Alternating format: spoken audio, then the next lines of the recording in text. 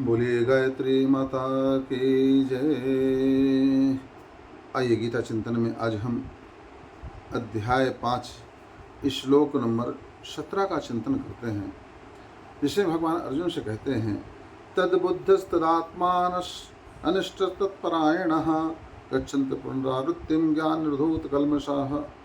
हे अर्जुन, जिसका मन तद्रुप हो रहा है, जिसकी बुद्धि तद्रुप हो रही है और जो सच्चिदानंद परमात्मा में ही जिनकी निरंतर एक ही भाव से स्थित है, ऐसे तत्परायण पुरुष ज्ञान के द्वारा पाप रहित होकर अपनरावृत्ति को अर्थात परमगति को प्राप्त करते हैं। देखिए भाई, मन और बुद्धि ही हमारी शरीर में बांधने वाली होती है।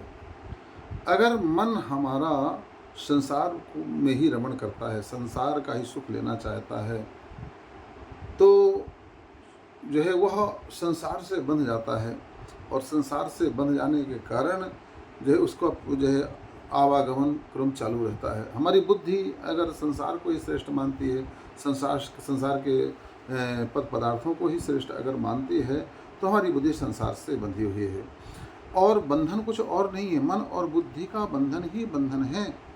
मन और बुद्धि से व्यक्ति अगर मुक्त हो गया, मन और बुद्धि अगर हमको में यह दृढ़ हो जाए कि संसार क्षणभंगुर है, मिट जाने वाला है, नश्वर है, झूठा है, असत्य है, अनित्य है, सदा बदलने वाला है और सुख और दुख स्वरूप है यह है, अगर ये हमारे अंदर दृढ़ हो जाए और परमात्मा में नित्य जो है निरंतर स्थिरता आ जाए, स्थित हमारा मन हो जाए।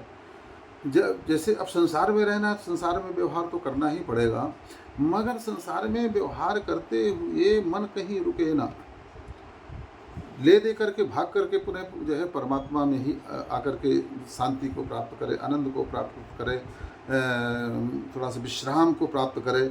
जैसे उड़ जहाज को पंछी पुन जहाज पर आवे, मेरो मन अनंत कहाँ सुख पावे।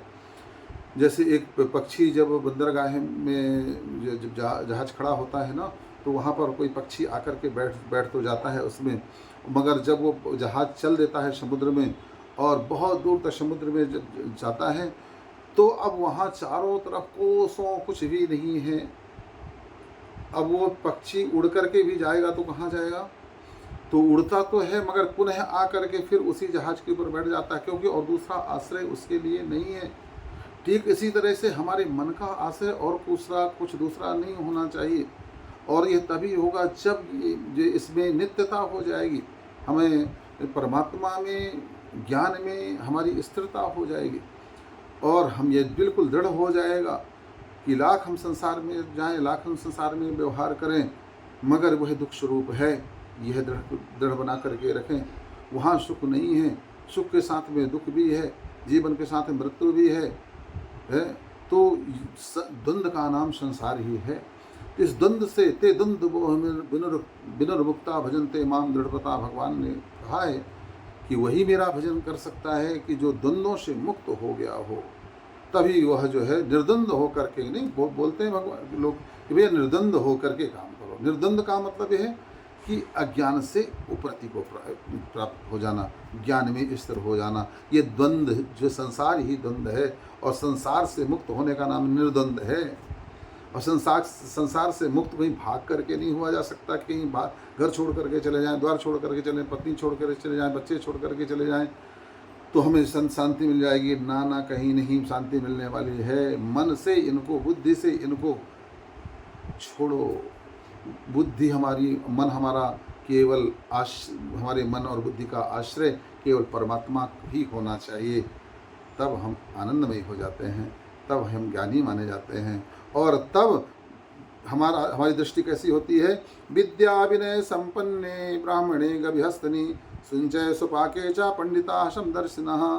फिर हम सब में एक भाव हो जाएंगे, विनय युक्त ब्राह्मण में तथा जो है ज्ञानी जन में, जो ज्ञानी जन और विद्या और विनय युक्त ब्राह्मण में, तथा गौ हाथी कुत्ते चांडाल में समदर्शी ही हो जाते हैं।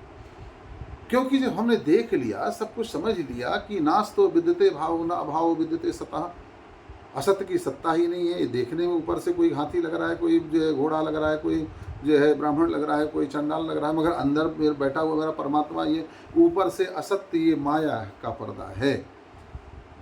तो व्यवहार तो हम ठीक है उन्हीं के अनुरूप करें, मगर अंदर से यह मानते रहें कि हर घट मेरा साइया, सुनी सेज न कोय, बलिहारी उस घट की जिस घट पर घट होए।